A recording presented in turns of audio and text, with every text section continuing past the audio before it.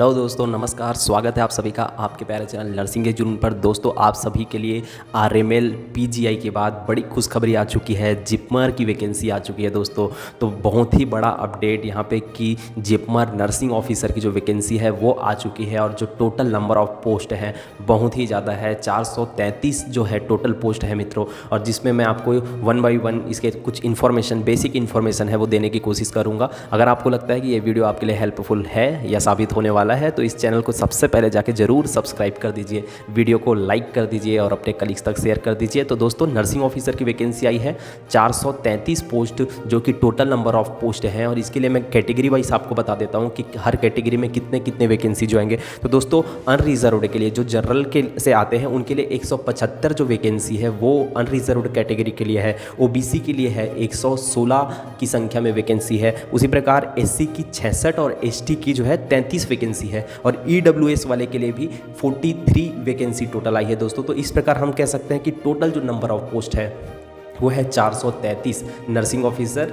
जिपमर की 433 वैकेंसी आई है। तो देखते हैं इसके लिए एलिजिबिलिटी क्या क्या होगा। तो देखो, हर वैकेंसी की तरह इसमें भी है कि आपकी जो मिनिमम क्वालिफिकेशन है वो जीएनएम होना चाहिए। लेकिन जो जीएनएम है उसको ये ध्यान देने की ज़रूरत है कि उनके पास 2 year experience in 50 bedded hospital होना चाहिए।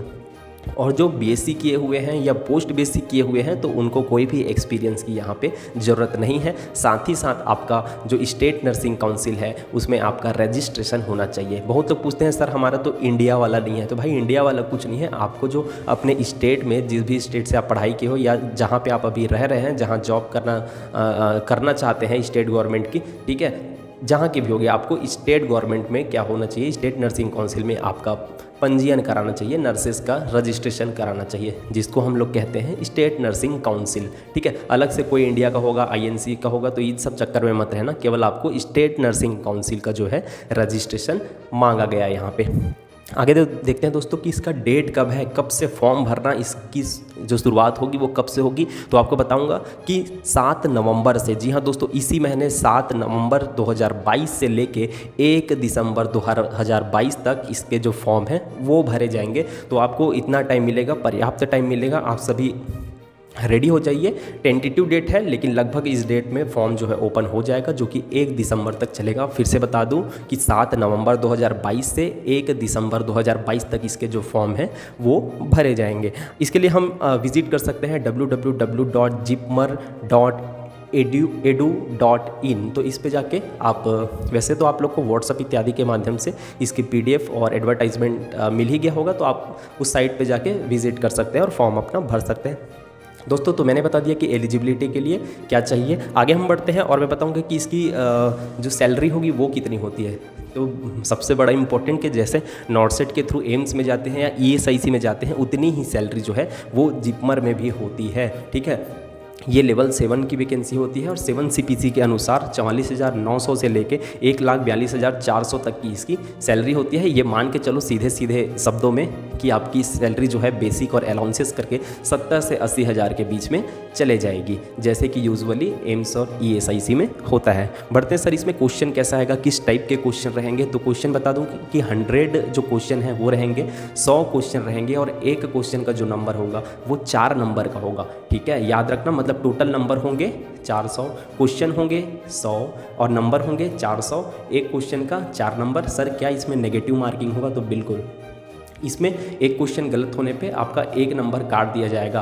तो यहाँ पे हम बोल सकते हैं कि 1/4 या 0.25 की यहाँ पे नेगेटिव मार्किंग आपको देखने को मिलेगी। तो आप उस हिसाब से ही प्रिपेयर रहिए। इसके सिलेबस को हम देखते हैं कि सर सिलेबस में क्या क्या आएगा। तो याद रखना, 100 में से जो 70 क्वेश्चन होगा वो नर्सिंग का होगा। याद रखना, 100 में से जो 70 क्वेश्चन होगा या 70% जो क्वेश्चन होगा वो नर्सिंग का होगा, और जो 30% है वो बाकी maths, reasoning, aptitude, general English, ठीक है, इन सब से वो रिलेटेड होगा। तो आपको नर्सिंग का पार्ट के साथ साथ आपको जो एप्टीट्यूड, रीजनिंग, मैथ्स इत्यादि का पार्ट है वो भी देखने की ज़रूरत है, क्योंकि वो 30 नंबर बहुत ही महत्वपूर्ण साबित होंगे आप सभी के लिए। सर इसके एज लिमिट क्या है? तो इसकी एज लिमिट जो है 35 ईयर है। एसटी एससी के लिए जिसमें 5 ईयर का रिलैक्सेशन मिलेगा, और जो ओबीसी के कैंडिडेट हैं उनको 3 ईयर का जो रिलैक्सेशन आपको देखने को मिल जाएगा। बढ़ते हैं सर, क्वालिफाइंग मार्क्स कितना होगा, इसमें कितने नंबर लाने पड़ेंगे तब इसमें क्वालिफाई होंगे। तो याद रखना, जो यूआर है अनरिजर्व्ड कैटेगरी है और ईडब्ल्यूएस से जो है उनके लिए है 50%, ठीक है, उनके लिए 50% जो है क्वालिफाइंग मार्क्स है। और जो एसटी एससी ओबीसी के लिए है उनके लिए 40 नंबर का क्वालिफाइंग मार्क्स होगा। लेकिन ध्यान से सुनो, सबसे बड़ा जो अपडेट है, नॉर्सेट की तरह ही जिपमर में भी 80-20 का रेशियो होगा, मतलब 80% जो सीट हैं वो महिलाओं के लिए आरक्षित हैं, ठीक है, और जो 20% है वो पुरुषों के लिए आरक्षित है। तो बहुत ही बड़ा गोल्डन अपॉर्चुनिटी जितने भी फीमेल कैंडिडेट हैं उनके लिए कि 80% जो सीट है भाई आपके द्वारा भरे जाएंगे, ठीक है। 80-20 का रेशियो यहाँ पे नॉर्सेट की ही तरह है, ठीक है। लेकिन जो लड़के हैं उनको भी हताश होने की ज़रूरत नहीं है, क्योंकि जो मेहनत करता है वो आज सिलेक्शन ले ही रहा है। एम्स में भी ऐसा ही हो रहा है, ठीक है, कि ऐसा नहीं है कि हमारा रिजर्वेशन नहीं है, आपके लिए भी 20% का रिजर्वेशन है। मेहनत ठीक है थोड़ी सी ज़्यादा है दोस्तों, लेकिन करनी होगी, ठीक है। आगे हम बढ़ते हैं, इसके और भी कुछ अगर अपडेट हैं तो अभी एग्ज़ाम के डेट को लेकर कोई खास अपडेट आई नहीं है, तो उम्मीद है कि 3-4 महीने में जो है इसका एग्ज़ाम का जो डेट है वो भी आ जाए, ठीक है। और फाइनली मैं एक बार और बताना चाहता हूँ कि इसका फॉर्म जो है 7 नवंबर से लेके 1 दिसंबर को 4:30 बजे तक 4:30 PM तक ही भरे जा सकेंगे। तो देखो कितनी बड़ी वैकेंसी आ गई, आरएमएल लखनऊ की वैकेंसी आ गई है, पीजीआई चंडीगढ़ की वैकेंसी आ गई है, और आप देख रहे हो कि जिपमर पांडुचेरी की जो वैकेंसी है वो भी आ गई। तो आपके पास 3 वैकेंसी है, जल्द ही ईएसआईसी की भी वैकेंसी आने की संभावना है। तो देखो वैकेंसियाँ बहुत बार पूछते हैं सर इसका कब आएगा, इसका फॉर्म कब आएगा। अब देखो देखते ही देखते आपके लिए 3 फॉर्म आ गए हैं और बहुत सारी वैकेंसी है इन तीनों इंस्टीट्यूशन में, और सब में सेंट्रल जो लेवल है उसका ग्रेड पे है, ठीक है।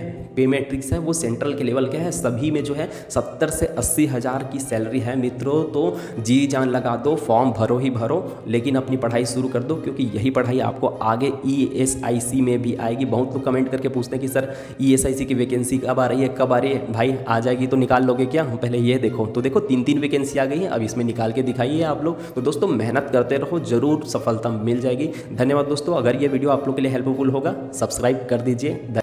दोस्तों जैसे ही मैंने आपको अभी अलविदा कहा, वैसे ही मेरे पास एक बड़ा अपडेट जिपमेर से रिलेटेड आ चुका है। आप सभी के पास भी आ ही चुका होगा, और जिनको नहीं मिला होगा वो मेरी बात को ध्यान से सुने कि मैंने कहा था कि एग्ज़ाम का जो डेट है वो नहीं पता है, लेकिन जैसे ही मैंने ये बात बोला उसी टाइम पे ये डेट रिलीज़ भी हो गया दोस्तों। तो एग्ज़ाम का आप फॉर्म भरिए 7 नवंबर से लेकर 1 दिसंबर तक, और उसके बाद जो आगे 10 दिसंबर को आपका एडमिट कार्ड आपको साइट से डाउनलोड कर लेना है। जी हाँ दोस्तों, 10 तारीख से आपका एडमिट कार्ड आ जाएगा, और आपका जो एग्ज़ाम है वो होगा 18 दिसंबर 2022 को। दोस्तों बहुत बड़ा अपडेट, जिपमेर नर्सिंग ऑफिसर का जो एग्ज़ाम होगा मित्रों वो होगा 18 दिसंबर 2022 को। तो ये बहुत ही बड़ा अपडेट है दोस्तों।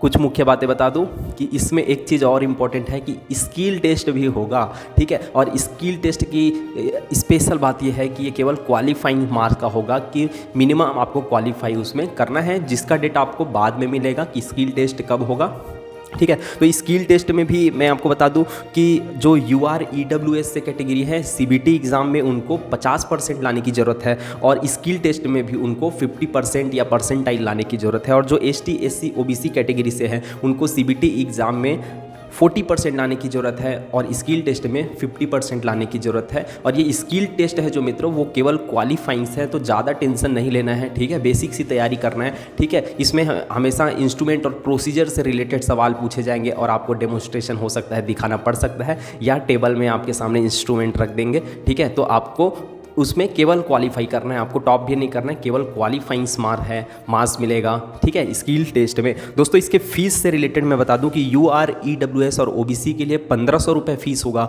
और जो एसटी और एससी कैटेगरी से बिलोंग करते हैं उनके लिए 1200 रुपये की फ़ीस जो है होगी। और एक्स्ट्रा जो चार्जेस हैं वो तो एप्लीकेबल होंगे, जो ट्रांजेक्शन का चार्ज होता है वो अलग से लगेगा, ठीक है। तो यही अपडेट मैं आप लोग को देने के लिए इस वीडियो को थोड़ा सा और लंबा कर दिया कि एग्ज़ाम का जो डेट है वो आ गया है 18 दिसंबर 2022 को, और जो एडमिट कार्ड आ जाएगा आपका 10 दिसंबर 2022 को। एग्ज़ाम भरिए, आप एग्ज़ाम फॉर्म भरिए 7 नवंबर से लेके 1 दिसंबर तक। तो दोस्तों तैयारी अपनी शुरू कर दीजिए, और इस वीडियो को ज़रूर सब्सक्राइब करिए। धन्यवाद, थैंक यू।